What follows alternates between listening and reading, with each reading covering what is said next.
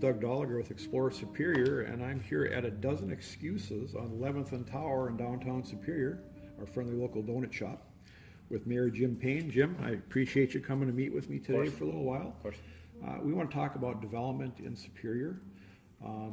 We've been working hard on trying to improve Superior over the previous few years here, and let's talk about the downtown. A modern downtown speaks to the identity of a community, as well as to a forward-thinking quality of life. I think we all agree that quality of life is really important, especially with the younger generations that are coming up now. Yeah. In your view, to meet the needs of your generation and those coming up behind you, what priorities, projects, and goals should Superior aim for to attract ambitious families to our community? So I think you already said it, Doug. It's quality of life. There's a number of reasons that people choose to live in a community. Sometimes it's just where their roots are. Sometimes it's where their opportunities are. But absent those, they're looking for where they just want to live, places that they want to experience and identify with. And so when we talk about quality of life, it's both the things that you do and the things that you are. So when we're developing, we're trying to focus on, of course, opportunities for people to spend that third 8 hours of their day where they're not working or sleeping, but also a place where they can say, this is my home, this is where I'm from, where they can easily identify it. That's what community building and place building means. Okay. Now, there's a lot of talk about the millennial generation's desire for a vibrant, livable community, activity downtown. And as we know, downtown Superior is pretty quiet nowadays. Yeah. Getting a little bit better, but still pretty quiet. So how does a vibrant downtown factor into the community's identity, and what can we do in Superior to bring life back to our downtown? So it factors into our identity because it's the place you go. And again, that's what placemaking means. It's not just that it's a special place. It should be that. It can be and must be a gathering place. That's where the communities that have built really vibrant downtowns started. So when you look at a community like Eau Claire, they started with gathering places that didn't have any commercial or economic effect whatsoever. They were just places for people to come together. Where people come together benefits commerce and retail. And so in addition to coming together, you want to have a bunch of things that you can do. Come down for one thing, stay for a number of things. So if you're a business like A Dozen Excuses, it's to your benefit to have a lot of people walking around because they might stop in for coffee or a donut. Sure. To say nothing of people want to go to places where there are a lot of things to do.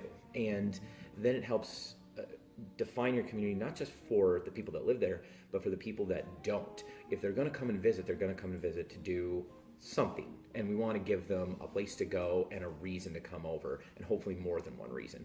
So when we look at the places that are successful in, say, Duluth, Canal Park always comes to mind before, say, the retail district up on the hill, because you can stop in Canal Park and do a bunch of stuff right on foot, whereas if you go up on the hill, you're bouncing around in your car all over the place. We want to have tight-knit spaces where people can come together and do a lot of things.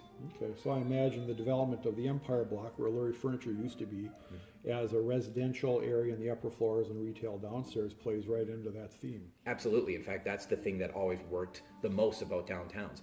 Downtowns are not a new idea. I mean, 21st century downtowns look a little bit different than the 40s and 50s.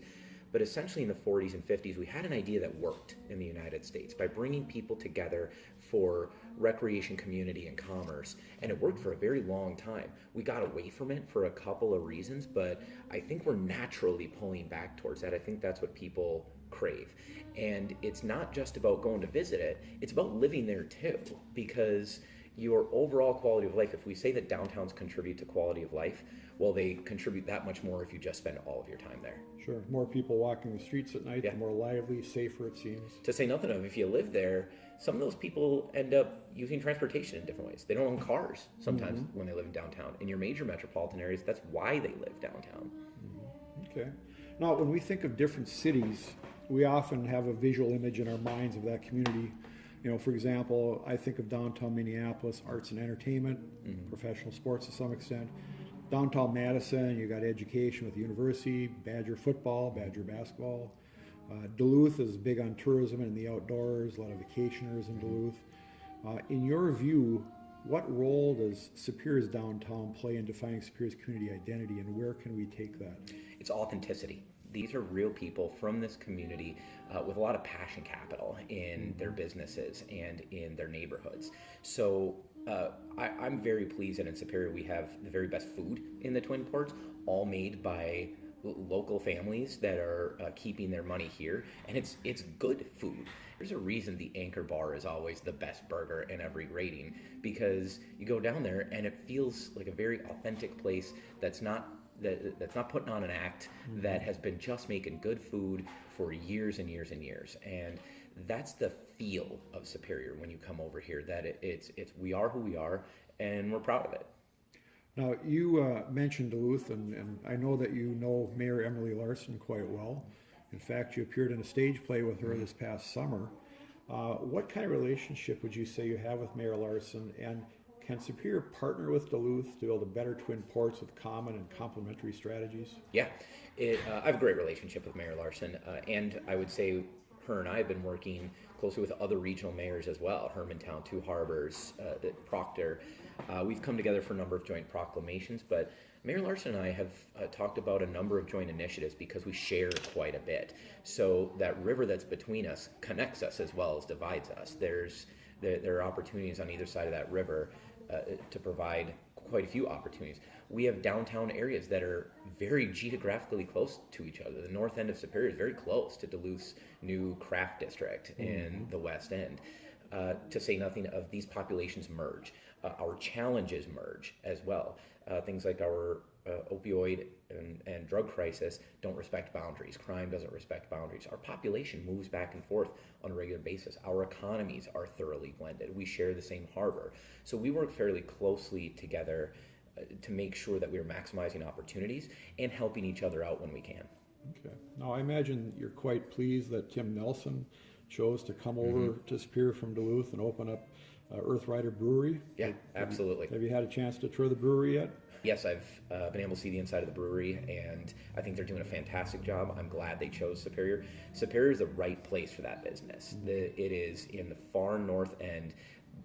They are a manufacturing facility. They are a production level brewery, and they're tying themselves into the community, not just as a manufacturer, but by increasing quality of life. Of course, good beer increases quality of life. Let's just admit that. But they're bringing live music in, eclectic and independent live music that we didn't really see in Superior on a regular basis.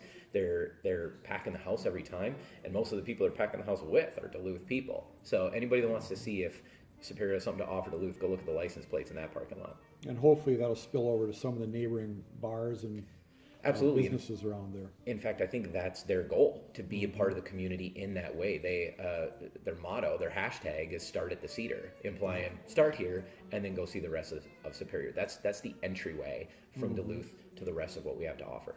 Now, are you familiar with the planning that went behind the scenes planning that went into developing the Cedar? I know they had some help from state and local.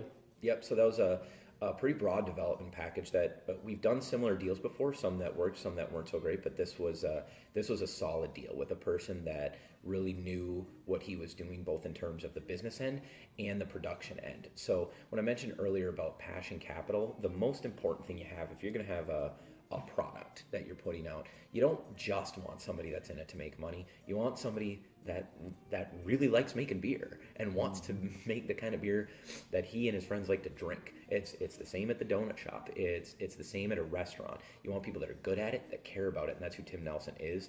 That made it easy, I think, for everybody to invest. Now, what else can Superior do to encourage more entertainment venues, more restaurants, more retail in the downtown area? The city of Superior as an institution has to make sure that we have clear vision and development plans to help develop businesses like these and make sure that we are helping them take advantage of the most opportunities possible. That means putting them in places where there are people, where we have a vision for growth, like our downtowns. So in downtowns, I think we all do better when we all do better. Believe it or not, I think Tony Sclavi does better having other restaurants there because people start seeing it as a restaurant district to come and explore. And so, and you want to be around places to get a drink afterwards, go see a show before. And then there's what can the community of Superior do, and that's explore these places. Get the back of these people that are investing in your community. These are your friends and neighbors. If you're going to eat, try these places first. I mean, yeah, it's got to be good food. That's the first rule. But if it's good food, get out there.